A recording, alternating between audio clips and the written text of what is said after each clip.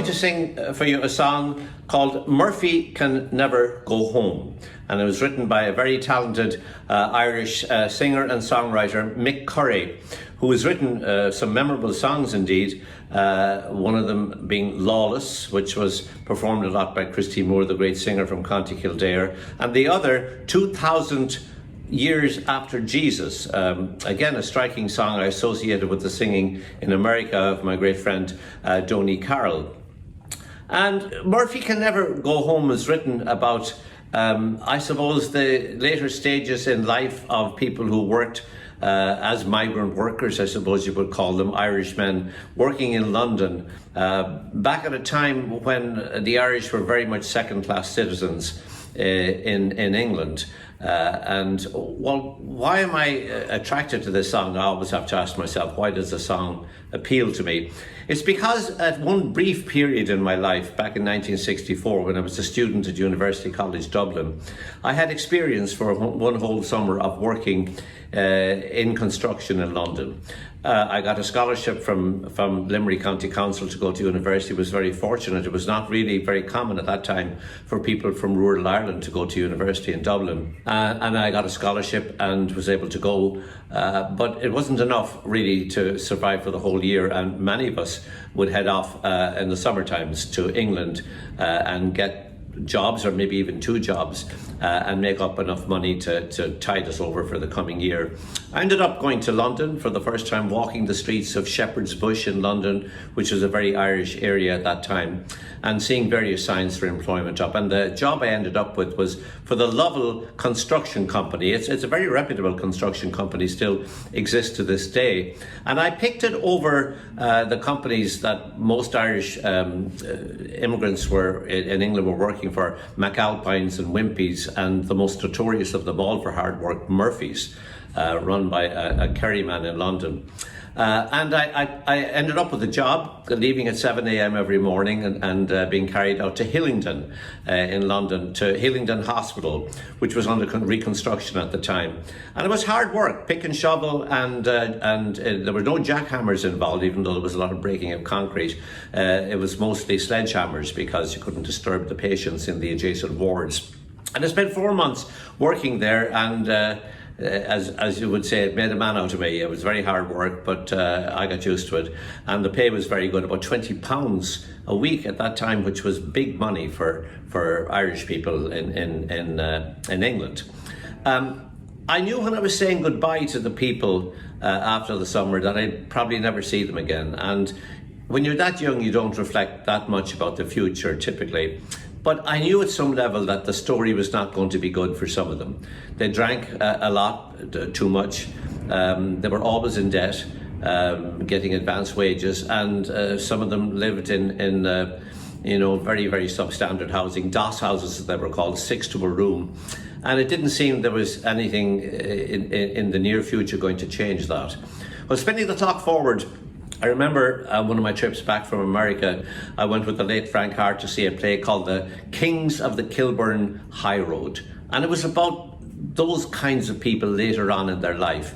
And a lot of them had burned the bridges, as it were, had nowhere to go. They had lost touch with their families back in Ireland, and some of them didn't have families at all, never had married. And at the same time, they were in kind of denial about the situation. That, in general, was what the play was about. And I myself and Frank left it with tears running down our faces. It was a powerful play and very, very moving. And when I heard this song of Mick Curry's, I wanted to learn it right away, and I did, but I actually never sang it in public. This is my first time ever doing so. And I associated with singers like Donny Carroll, who has done it out in the Sunnyside Folk Club, out there several times. But this is my first venture into it. I love the song, and I'm going to have Hayley Richardson join me in North Carolina. Hayley is an amazing young woman. She's very, very busy. She's taking a college degree remotely, of course, these days. and doing all sorts of projects with various friends of hers, video projects. She's an immensely talented young violin or fiddle player. But she always finds time whenever I call her up and say, will you play on this or will you play on that, Hayley? And she's agreed to play on this. So with Hayley Richardson in North Carolina, I'm going to be singing Mick Curry's great song, Murphy Can Never Go Home. It's a hell of an age when a man's in a tease, feels his heart in a rage, makes him weak at the knees. When he sees things are changing and he's marking time, his workmate's all 20 and he's past his prime. And he longs to go back home to Ireland, for he's tired of the crack and the living it rough. And he's 24 years on the buildings that taught him that when you have nothing, then you've had enough. So he sits at the bar and he smokes a cigar, and he boasts how he's never alone. But I know he's lying, his big heart is breaking. Murphy can never go home.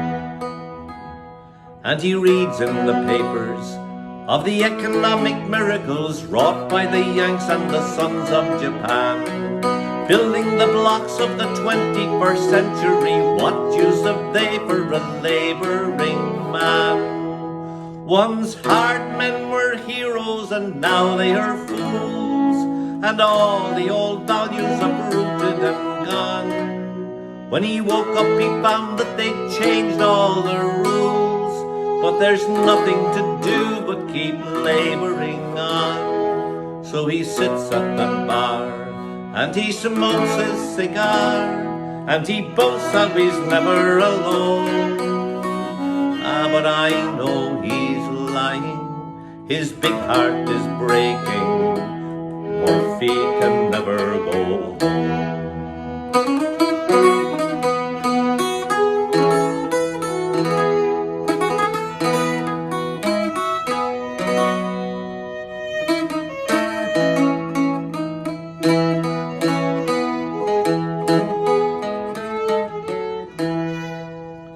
And it's a long rocky road that led him to Birmingham, long in the making and no going back.